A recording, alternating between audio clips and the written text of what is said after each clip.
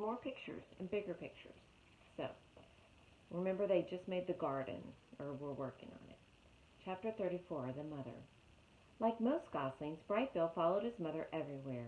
He was a slow, tottering little thing, but Roz was rarely in a hurry, and together they loved meandering along the forest paths and around the banks of the pond. However, they spent most of their time right in their own garden. You see, the garden was no longer scraggly. Thanks to the robot's careful attention, it was now bursting with colors and scents and flavors. Clearly, Roz was designed to work with plants. And there's the picture. It has grown. "Oh, Roz, you've been busy," said Tawny, as her family grazed on the wonderland of growing things. "This garden is glorious. You'll be seeing quite a lot of us around here." And Tawny meant what she said.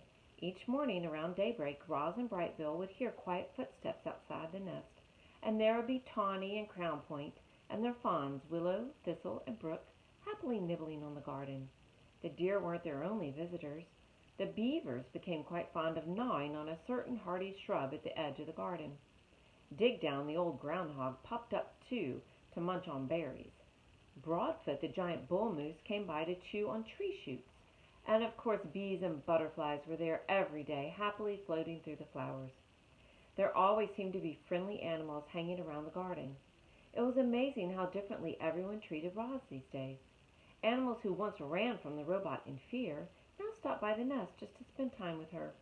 The neighbors smiled and waved whenever Roz and Brightbill wandered past. And at the dawn truce, the other mothers were eager to share their parenting advice. "Make sure Brightbill gets plenty of rest. A tired gosling is a cranky gosling. When the wind starts blowing from the north, you must bring Brightbill to safety. North winds always mean bad weather. You'll never be the perfect mother. Just do the best you can. All Brightbill really needs to know is that you're doing your best." No gosling ever had a more attentive mother. Roz was always there, ready to answer her son's questions, or to play with him, or to rock him to sleep, or to whisk him away from danger. And with a computer brain packed full of parenting advice, the lessons she was learning on her own, and those lessons, the robot was actually becoming an excellent mother. Chapter 35, The First Swim. "Good afternoon, you two," said Loudwing as she waddled into the garden. "Remember me, Brightbill?" "Loudwing, Loudwing." "Very good," the old goose giggled. "Now, Roz, do you know what tomorrow is? Tomorrow is swimming day, the day when all the parents take their goslings out on the pond for the first time. And you simply must bring Brightbill." "Swim, swim," said the gosling, shaking her tail feathers. "Brightbill can go," said Roz, "but I cannot swim. I cannot go on the pond with him. I will not be able to protect him." "Who'd have thought a big thing like you'd be afraid of a little water?" Loudwing laughed. "Well, don't you worry about little Brightbill. He'll be safe in the flock.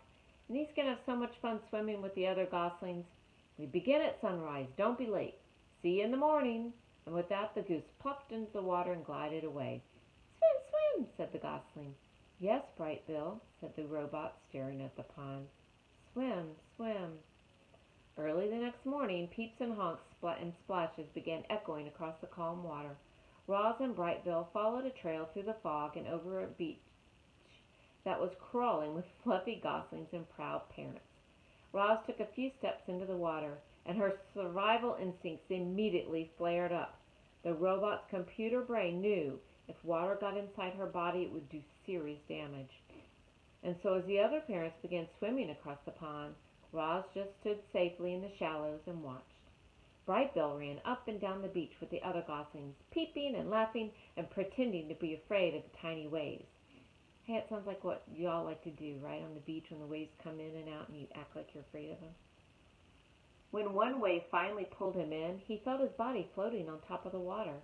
A big smile appeared on the gosling's face. Clearly, Brightbill was designed to swim. "Very good, Brightbill," said Loudwing as she floated past. "You're a natural." "Yes, Brightbill, you are a natural," said Roz, trying to sound like a good mother. Loudwing rounded up all the goslings and gave them a quick swimming lesson. "Remember, everyone, paddle your feet evenly to swim in a straight line. Paddle your right foot to go left and your left foot to go right. Try it out and join the rest of us when you're ready. Happy swimming day." Loudwing and the other adult geese calmly glided toward the center of the pond. A jumble of goslings tried to keep up with them. The youngsters jostled and splashed and peeped with excitement, and gradually they paddled in the direction of their parents. Only Brightbill lagged behind. "Mama swim?" Roz pointed to the flock. "I cannot swim. Go have fun with the other geese. You'll be safe with them." I'll show you the picture. Poor Roz has to just stand. The goslings took a deep breath. He shook his tail feathers and paddled his feet to set out on his very first swim. He drifted too far to the left and he went too far to the right, but his feet just kept paddling until he caught up to the other goslings. Roz spent the morning watching her son swim around and around the pond, and as she watched him she felt something like gratitude. Thanks to Brightbill, the robot now had friends and shelter and help. Thanks to Brightbill, the robot had become better at surviving. In a way, Roz needed Brightbill as much as Brightbill needed Roz, which was precisely why she felt concerned when the mood on the pond suddenly changed. One moment everything was tranquil, and the next moment the geese were in a panic.